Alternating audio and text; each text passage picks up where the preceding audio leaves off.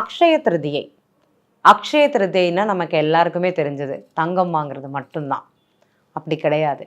தங்கம் அப்படிங்கிறது இன்றளவில் எல்லாருமே வாங்க முடியுமானா இன்றைய காலகட்டத்தில் யாரானாலும் வாங்குறதுக்கு கொஞ்சம் தயக்கம் அப்படிங்கிறது இருக்கும். சரி, எதற்காக இந்த அக்ஷய திருதியை அவ்வளோ விசேஷமாக கொண்டாடப்படுகிறது? இந்த நாளோட மகத்துவம் அப்படிங்கிறது என்ன?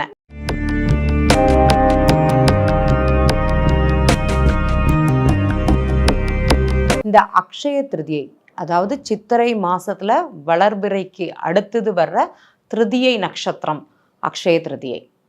இதுல நிறைய நமக்கு புராண காலங்களில் ஒரு நிகழ்வாக நடந்திருக்குது. நமக்கு அது நிறைய நண்பர்களுக்கு தெரிந்திருக்கும், நிறைய பேருக்கு தெரியாது. சிவபெருமான் பார்வதி தாயிட்ட பிக்ஷை பாத்திரத்தில் அரிசி அன்னம் நிறைய வாங்கின நாள் அப்படிங்கிறது இந்த அக்ஷய திருதியை நாளில் தான் அங்கே அமையுது. கிரேதா யுகம் தொடங்கிய நாள் அப்படிங்கிறது இந்த அக்ஷய திருதியை நாளாக அமைகிறது. அதே மாதிரி நம்ம பரசுராமர் அவதரித்த நாள் இந்த நாள் ஆக அமைகிறது. அதே மாதிரி இந்த நாட்களில் கிருஷ்ணர் குச்சேலன் கிருஷ்ணன்கிட்ட போய் சந்தித்த நாளாக உங்களுக்கு தெரியும். சந்தித்த போது தான் அவலை கொடுத்ததாக, 3 படி அவலை கொடுத்தது அப்படிங்கிறது உங்கள் எல்லாருக்குமே தெரியும். அந்த நாளும் இந்த அக்ஷய திருதியை நாள். இந்த நாளில் நிறைய விசேஷம் அப்படிங்கிறது சொல்லிட்டு போகலாம். சரி, நம்ம என்ன பண்ணலாம்? எல்லாமே தானம் கொடுத்தது, தானம் வாங்கினது, ஒரு அவதாரம், ஒரு செயலை ஆரம்பித்த நாள் இந்த அக்ஷய திருதியை நாள். அதுதான் முக்கியமான நிகழ்வாக புராணங்களில் கூறப்படுகிறது. இப்போ இந்த நாளில் நம்ம என்ன ஆரம்பித்தா நல்லாயிருக்கும்? நம்ம முன்னோர்கள் கல்யாணத்துக்காக பொன் அப்படிங்கிறது வாங்குவாங்க. அந்த நாளில் இந்த அக்ஷய திருதியை நாளாக அவங்க எடுத்துக்கிண்டு அவங்க அந்த பொன் அப்படிங்கிறது வாங்கியிருப்பாங்க. தங்கம் வாங்குதல் அப்படிங்கிறது சிறப்பாக இருந்திருக்கும். இன்றைக்கி அது எல்லாராலையும் வாங்க முடியுமா அப்படின்னா ஒரு கேள்விக்குறி தான். இன்றைய நிலவரப்படி அது ரொம்ப கஷ்டம் அப்படிங்கிறது சொல்லலாம். சிலர் சிறுக சிறுக சேமித்து அன்றைய நாட்களில் வாங்குவது அப்படிங்கிறது இருக்கும். ஆனால் அதற்கு இப்போமா அப்படின்னா முதல்லையே அதில் திட்டமிடுதல் அப்படிங்கிறது வேணும். அப்படி ஆரம்பிச்சிருந்தாங்கன்னா இந்த நாட்களில் வாங்கும்போது ஒரு செயல் பெருகுவது ஒரு புனித நாளாகவும் அதில் எந்த தங்கும் தடையும் இன்றி செயல்படும் ஒரு நாளாக இந்த அக்ஷய திருதியை அப்படிங்கிறது இங்கே சொல்லலாம். நம்ம என்ன பண்ணலாம்? இப்போ வீட்டில் பார்த்தீங்கன்னா விளக்கு புதுசாக அன்னைக்கு வாங்கலாமான்னா வாங்கலாம். அக்ஷய திருதியை அன்னைக்கு மாவில் விளக்கு மாக்கோலம் போட்டு மாவிலை தோரணம் வீட்டு வாசலில் கட்டி, அதே மாதிரி அரிசியில் விளக்க ஏற்றுறது, இலை போட்டு அரிசியை போட்டு அதுக்கு மேலே அக்ஷதைக்கு மேலே ஒரு விளக்கேற்றுவது, சுவாமிக்கு நேவேத்தியம் செய்வது அப்படிங்கிறது ரொம்ப சிறப்பு.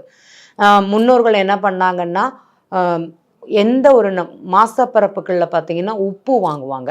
அதே மாதிரி அன்னைக்கு உப்பு, சர்க்கரை, ஜீனி, பருப்பு, நம்ம வீட்டுக்கு தேவையான உபகார பொருட்கள், நம்ம அன்றாடம் பயன்படுத்தக்கூடிய பொருட்கள் அப்படிங்கிறது நம்ம என்னன்னு பார்த்தீங்கன்னா ஜீனி, அரிசி, இதை வாங்கலாமான்னா இதை தாராளமாக வாங்கலாம். அதுவும் அன்றைய நாளில் எந்த நேரத்தில் வேணால் நீங்கள் வாங்கிறது அப்படிங்கிறது சிறப்பு. அதேமாரி சுவாமி கோவிலில் போய் எதாட்டி வாங்கி கொடுத்துட்டு வாங்க. இப்போ சுவாமிக்கு தேவையான பொருட்கள் அப்படிங்கிறது, இப்போ யாரெல்லாம் எந்த பொருட்கள் வாங்கலாம் அப்படிங்கிற ஒரு கேள்வி இருக்கும்.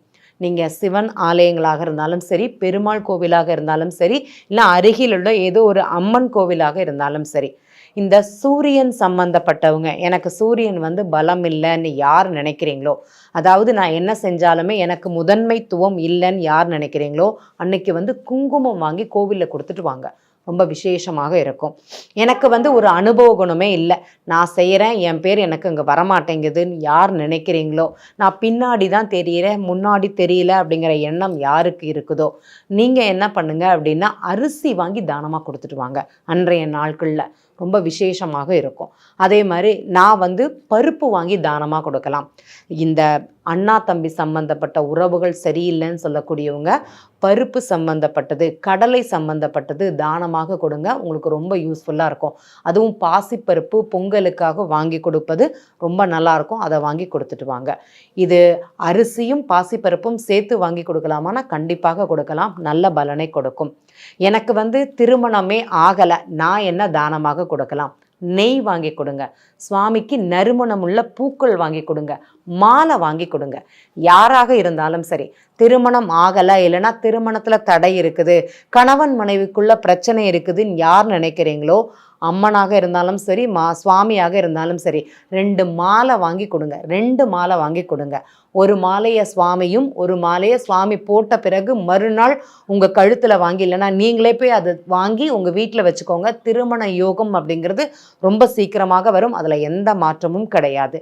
இந்த சுக்கிரன் பலம் இழந்தவர்கள் அப்படிங்கிறது, நீங்கள் நறுமண பொருட்கள், இனிப்பு தானம், அதாவது இனிப்பு சம்பந்தப்பட்டது இதெல்லாம் தானமாக கொடுக்கலாமானா தானமாக கொடுக்கலாம். சிலரை என்ன பண்ணுவோம்னா, ரோஜா பூ மாலை வாங்கி கொடுங்க, ரொம்ப நல்லாயிருக்கும் அப்படிங்கிறதே சொல்லுவோம். அதை செய்யலாமான்னா செய்யலாம். இந்த எனக்கு ஒரு குரு வேணும், நான் பண்ணுறேன், எனக்கு பெரும் பணம் அப்படிங்கிறது காத்துன்னு இருக்குது, அந்த பணம் எனக்கு கிடைக்காம இருக்குது அப்படின்னு சொல்கிறவங்க, யானைக்கு உணவளிப்பது அப்படிங்கிறது ரொம்ப சிறப்பு.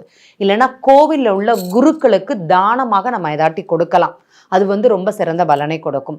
அந்த குரு அனுகிரகம் அப்படிங்கிறது நமக்கு இல்லாததுனால தான் இந்த தடையாக இருக்கும். அப்போ இந்த நாளில் ஒரு பொருளை வாங்கி கொடுப்பது அப்படிங்கிறது நல்லாயிருக்கும். எனக்கு குருவுடைய அனுகிரகம் வேணும், எனக்கு பெரும் பணம் அப்படிங்கிறது காத்துன்னு இருக்குது, வரவே இல்லை, அப்போ நான் எதை செய்யலான்னு கேட்கக்கூடிய நண்பர்களுக்கு இந்த அக்ஷய திருதியை அன்னைக்கு ஒன்று ஒரு பிராமணர்களுக்கு வஸ்திரதானம் அப்படிங்கிறது கொடுங்க. இல்லைன்னா கோவில் பூஜாரிக்கு போயிட்டு ஒரு தட்சணை போட்டிங்கன்னா ஒரு 200 ரூபா கூட நீங்கள் தட்சணை போட்டுவாங்க. எவ்வளோ போடுறீங்களோ அதோட டபுள் மடங்காக போட்டுவாங்க, உங்களுக்கு நல்லாயிருக்கும். பெரும் பணம் தடை அப்படிங்கிறது உங்களுக்கு விலகும். இல்லைன்னா கொண்டக்கடலை வாங்கி கொடுக்கறது, நிலக்கடலை வாங்கி கொடுக்கறது, இந்த குழந்தைகளுக்கு கடலை மிட்டாய் வாங்கி கொடுப்பாங்க, அதை வாங்கி கொடுங்க, நல்லாயிருக்கும். நான் படிக்கிறேன், அந்த படிப்பு எனக்கு கை கொடுக்கல, படித்த படிப்புக்கு வேலை இல்லை, கரெக்டாக அந்த நேரத்தில் என்னால் பயன்படுத்தி கொள்ள முடியவில்லை யார் நினைக்கிறீங்களோ, படிக்கும் குழந்தைகளுக்கு புத்தகமாக வாங்கி கொடுங்க, பேனா வாங்கி கொடுங்க, பென்சில் வாங்கி கொடுங்க. இந்த படிக்கிற குழந்தைகளுக்கு கால்குலேட்டர் அப்படிங்கிறது தேவைப்படும். அந்த குழந்தைக்கு வாங்கி கொடுக்க முடியாத ஒரு நிலையில் இருப்பாங்க. அந்த குழந்தைகளை நீங்கள் போய் கால்குலேட்டர் வாங்கி கொடுங்க, கண்டிப்பாக உங்களுக்கு பயன்படும். அதே மாதிரி கை கடிகாரம் வாங்கி தானமாக கொடுங்க. உங்களுக்கு கண்டிப்பாக நீங்கள் நினைத்த செயல், நீங்கள் தடைப்பட்ட செயல் அப்படிங்கிறது கண்டிப்பாக உங்களுக்கு நடக்கும். எனக்கு நோயோட தாக்கம் அதிகமாக இருக்குது, நான் என்ன மாத்திரை சாப்பிட்றது, எந்த டாக்டர் போய் எனக்கு பார்த்தாலும் நிவர்த்திங்கிறது இல்லை அப்படிங்கிற ஒரு தன்மை உங்களுக்கு இருக்குதா, கண்டிப்பாக நோய்வாய்ப்பட்டவங்களுக்கு நீங்கள் தானம் கொடுங்க. யாரோ ஒருத்தங்க மருந்து மாத்திரை வாங்க முடியாமல் இருக்கிறாங்க, அவங்களுக்கு நீங்கள் மருத்துவ தானம் அப்படிங்கிறது பண்ணுங்கள். ஹாஸ்பிட்டலுக்கு போக முடியல, ஆனால் அவங்களுக்கு என்னால் மருந்து வாங்கி கொடுக்க முடியும் அப்படின்னு நினச்சிங்கன்னா ஒரு 2-3 மாதம் இதை செய்து பாருங்கள். உங்களுடைய நோயோட தாக்கம் அப்படிங்கிறது குறையும். அதே மாதிரி உங்களுக்கு உண்டான நோய்க்குண்டான மருந்து, அதற்குண்டான தீர்வு அப்படிங்கிறது இருக்கும்.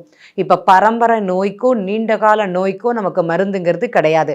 ஆனால் மாற்றுமுறை மருத்துவத்தினால் நம்ம சாப்பிடக்கூடிய மருத்துவ முறைகள்லேருந்து கொஞ்சம் மாற்றம் அப்படிங்கிறது கண்டிப்பாக இருக்கும். அதில் எந்த மாற்றமும் கிடையாது. அதே மாதிரி எனக்கு ஃபாரின் போகணும், நான் என்ன பண்ணலாம்? இந்த சிவன் கோவில்களுக்கு நீங்கள் இப்போ திருவண்ணாமலை போனீங்கன்னா நந்தீஸ்வரருக்கு பக்கத்தில் ஒரு சிவாலயம் இருக்கும், ஒரு சிவன் சன்னதி இருக்கும், கீழே உட்காந்து குனிஞ்சு போகிற மாதிரி இருக்கும், கீழே படி இறங்கி போய் பார்க்கக்கூடிய சுவாமி.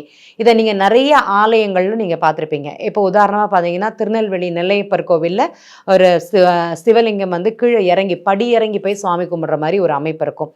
அந்த இடத்துக்கு போயிட்டு வாங்க. உங்களுக்கு இந்த வெளிநாட்டு கல்வியானாலும் இருந்தாலும் சரி, வெளிநாட்டு வருமானமாக இருந்தாலும் சரி, இல்லைன்னா எனக்கு ஃபாரின் போகக்கூடிய அமைப்பாக இருந்தாலும் சரி, நீங்கள் அங்கே போய் சாமி கும்பிட்டு வரும்போது இந்த அமைப்புங்கிறது கை கொடுக்குமானா கண்டிப்பாக கை கொடுக்கும். அதே மாதிரி திருச்செந்தூரில் வள்ளி குகை இருக்கும். அந்த வள்ளி குகையில் இறங்கி போய் சுவாமி அம்பாளை தரிசனம் பண்ணக்கூடிய ஒரு தன்மை அப்படிங்கிறது இருக்கும். அங்கே போயிட்டு வாங்க. உங்களுக்கு இந்த வெளிநாடு சம்பந்தப்பட்ட யோகம் கை கொடுக்குமானா கை கொடுக்கும். ஆக்சுவலாக திருச்செந்தூரே பார்த்தீங்கன்னா மேல் மட்டத்திலிருந்து கீழே இறங்கி போய் பகவானை தரிசனம் பண்ணக்கூடிய ஒரு இடம்தான். மேலே பூமிக்கும் கீழே சுவாமி இறங்கி பாறைக்குள்ளே வடிவமைத்து அப்படிங்கிறது இருக்கும். அதனால தான் திருச்செந்தூரை மிக விசேஷமாக சொல்லுவாங்க. நம்ம நினைத்த காரியம் செய்வதற்கு உகந்த தலம் அப்படிங்கிறது. அப்போ எனக்கு வெளிநாட்டு யோகம், எனக்கு ஞானம் சம்பந்தப்பட்டது, கல்வி சம்பந்தப்பட்டது எங்கே கை கொடுக்கும் அப்படின்னா இந்த இடங்களில் போயிட்டு வரும்போது கண்டிப்பாக கை கொடுக்கும். அங்கே போயிட்டு வந்தால் காணுமா, 4 உளுந்த வடை வாங்கி தானம் கொடுத்துட்டு வாங்க, இல்லைன்னா உளுந்த பருப்பு வாங்கி தானம் கொடுத்துட்டு வாங்க. அதே மாதிரி எள்ளு வாங்கி தானம் கொடுங்க, உங்களுக்கு ரொம்ப சிறப்பாக இருக்கும். சிலருக்கு பார்த்தீங்கன்னா இந்த தானிய வகைகளில் செய்த உருண்டைகள் சத்து மா உருண்டைகள்னு சொல்லுவாங்க, அதை வந்து வாங்கி கொடுங்க. யாருக்கு? அங்கே இருக்கக்கூடிய முதியோர்களுக்கு. இல்லைன்னா அந்த கோவிலில் நவதானிய சுண்டல்னு சொல்லுவோம், அதை வந்து பிரசாதமாக கொடுங்க. நீங்கள் நினைத்த காரியங்கிறது உங்களுக்கு சரியாகும். இதை எப்படி பண்ணணும்? அக்ஷய திருதியை அன்று அப்படிங்கிறது பண்ணணும். முடிந்தவர்கள் அதற்கு முன்னாடியே கோவிலில் போயிட்டு அதற்குண்டான தயாரெடுப்புகள் அப்படிங்கிறது பண்ணிட்டு வாங்க. மிக சிறந்த பலனை கொடுக்குமானா கண்டிப்பாக கொடுக்கும். இந்த அக்ஷய திருதியை நாட்களெல்லாம் ஒரு செயல் செய்வதற்கு உகந்த நாளாக அமைகிறது. அப்போ நீங்கள் பார்த்தீங்கன்னாலும் நான் இத்தனை நாளாக என்ன பண்ணேன்னு எனக்கு தெரியாது, ஆனால் இந்த நாட்களில் ஆரம்பிப்பது என்னுடைய முதல் ஆரம்பமாக இருக்கட்டும். அது கடவுளுடைய அனுகிரகம். திருதியை அன்றே ஆரம்பிக்கட்டும் அப்படிங்கிறத சொல்லிக்கிறேன். நன்றி.